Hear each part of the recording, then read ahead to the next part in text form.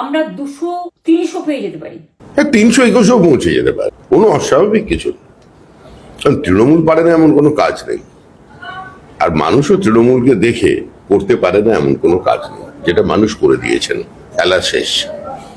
নিজে strong room পাহারা দেবো, প্রয়োজনে 3 দিন রাস্তায় থাকবো, গণনা কেন্দ্রে থাকবো আমি বলছেন। আসলে পঞ্চায়েত নির্বাচন, মিউনিসিপ্যালিটি নির্বাচন, কর্পোরেশন নির্বাচন, এই নির্বাচনগুলো তৃণমূল কংগ্রেস যেভাবে করেছে, তৃণমূল কংগ্রেস মনে করে যদি এভাবেই করে ফেলে, সেই জন্য সমস্ত বলছে এগুলো শুধুমাত্র নিজের কর্মীদের গণনা কেন্দ্রে নিয়ে যাবার জন্য একটু বুস্ট আপ করানো হচ্ছে, এর বেশি কিছু নয়।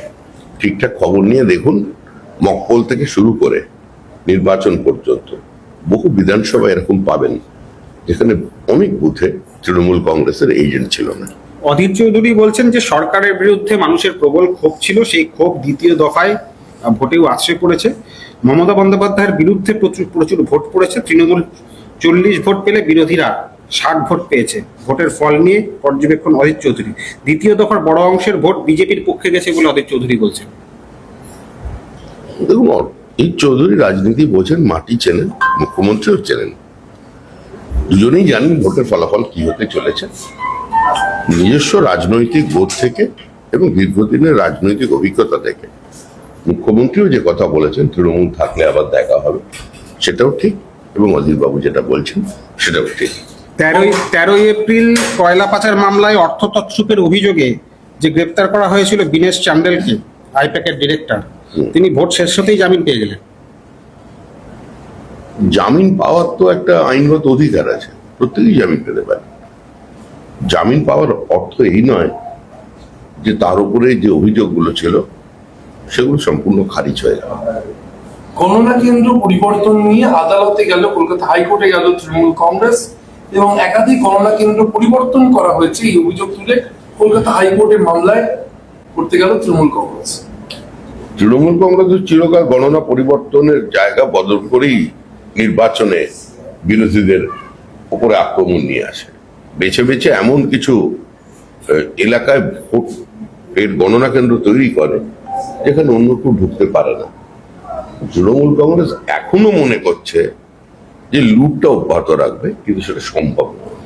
মানুষ যেভাবে ভোট দিয়েছেন, যেভাবে স্বচ্ছতার সঙ্গে নির্বাচন হয়েছে, যেভাবে ভয়মুক্ত হয়ে একটা অবাধ শান্তিপূর্ণ নির্বাচন হয়েছে, ঠিক একইভাবেই গণনা হবে। কেউ এর মধ্যে কোনো পরিবর্তন আনতে পারবে না।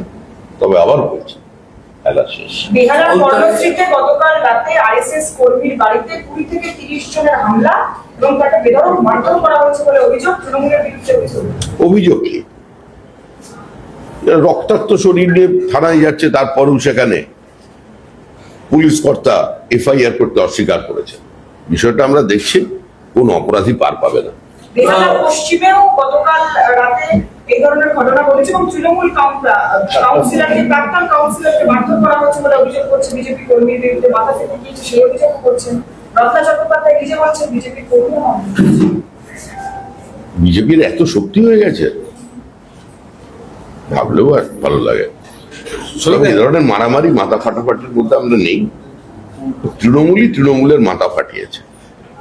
এবং 4 মে আমরা রাজ্যপালের কাছে আবেদন জানাবো, নির্বাচন কমিশনের কাছেও আবেদন জানাবো যে তৃণমূলকে তৃণমূলের হাত থেকে বাঁচানোর জন্য তারা যেন উপযুক্ত কিছু ব্যবস্থা নেয়।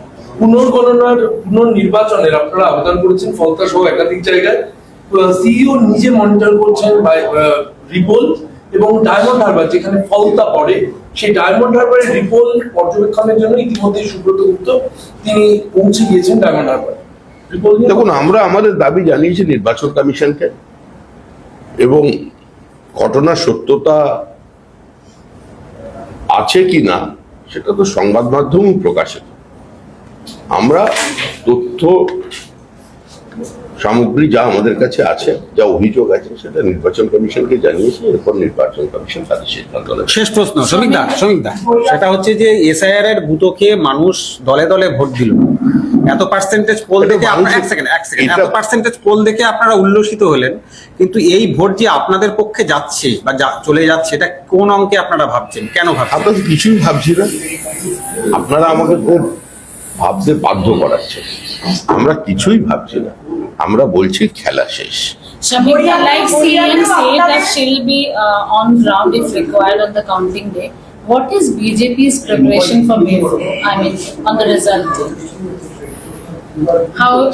Mamata Banerjee for election against common people of West Bengal, and people had applied their mind that under any circumstances they're going to oust Trinamool Congress, and Trinamool Congress passes away. Trinamool Congress একটা কথা বলছে যে মহিলা vote সম্পূর্ণ তাদের পক্ষে গিয়েছে এবং আগামী ফলের দিন লক্ষ্মীর ভান্ডারে প্রত্যাবর্তন হবে তাদের। আমি তো শুনেছি শিশুদের ভোট তৃণমূল কংগ্রেসের পক্ষে, ভোট গেছে তৃণমূল কংগ্রেসের পক্ষে। যারা এখনো ভোটাধিকার পাননি ওই ভোটটাই তৃণমূলের পক্ষে। গড়িয়াতে আপনাদের পোলিং অফিসার তাকে মারধর করার অভিযোগ উঠছে। আর এসব মারামারির গল্প ছাড়ো, এখন কত কিছু হয়ে আপনাদের যাচ্ছে। পোলিং অফিসার শেষ প্রশ্ন, আচ্ছা, আমরা বুঝে নিচ্ছি এখন। শেষ প্রশ্ন, কাউন্টিং সেন্টার যেখানে এর আগেও বিভিন্ন সময় বিভিন্ন অভিযোগ উঠেছে বিজেপির তরফে, সেই কাউন্টিং সেন্টারের জন্য রাজ্য সভাপতি তার কর্মীদের কি বার্তা দিয়ে রাখছেন? কারণ স্ট্রং রুম, কাউন্টিং সেন্টার, এটা সব- প্রস্তুত বিজেপি।